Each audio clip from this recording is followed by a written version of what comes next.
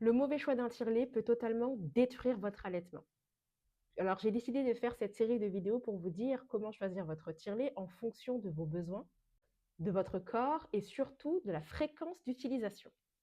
Pour commencer, il faut savoir qu'il existe plusieurs types de tire-lait et qu'ils ne servent pas tous à la même chose.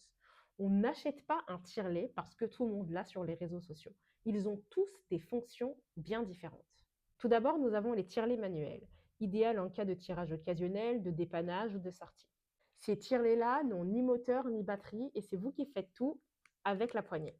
Ensuite, nous avons les tire-laits électriques nomades. Attention, un tire-lait électrique et un tire-lait électrique nomade, c'est deux choses différentes. Les tire-laits nomades sont très pratiques lorsqu'on reprend le travail ou en cas de dépannage. Un tire-lait nomade est un tire-lait secondaire. Il n'est pas fait pour être utilisé au quotidien. Ça veut dire qu'un tire-lait manuel peut être tout autant, voire plus puissant qu'un tire-lait nomade. Cependant, très pratique lorsqu'on se déplace ou qu'on reprend le travail. Ensuite, nous avons les tire-laits électriques doubles. Encore une fois, ne pas confondre avec les tire-laits électriques nomades. Le tire-lait électrique double, lui, a la batterie et le moteur en extérieur, contrairement au tire-lait nomade qui, lui, a tout à l'intérieur. Et enfin, nous avons les tire-laits hospitaliers comme le Lancino Smart Pump ou le très connu Medela Symphony. Ces tire-laits-là sont les plus constants et les plus puissants, idéal en cas de relactation, de tirage exclusif ou de bébé en néonat. Pour finir, vous avez également les recueils-laits passifs. Eux sont faits pour recueillir le lait mais ne stimulent pas le sein. Maintenant, on va passer au point le plus important. Quand utiliser chaque type de tire-lait? Si vous tirez votre lait occasionnellement, un tire-lait manuel suffit. Si vous tirez votre lait tous les jours ou de manière très régulière, un tire-lait électrique est ce qu'il vous faut.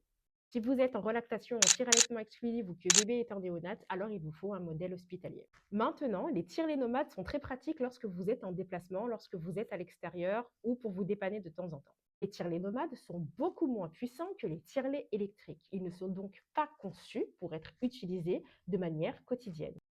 Un tire-lait nomade est censé être un tire-lait secondaire. Je veux également vraiment insister sur un point que l'on ne vous dit pas souvent. Votre morphologie influe sur votre choix de votre tire-lait. Si vous avez une petite poitrine, la plupart des modèles passeront. Bien évidemment, il faut faire attention à la taille de la tétrelle. Si vous avez une poitrine volumineuse, vaut mieux privilégier un modèle stable comme un tire-lait électrique. Les nomades sont donc à proscrire car ils ne peuvent pas rester stables.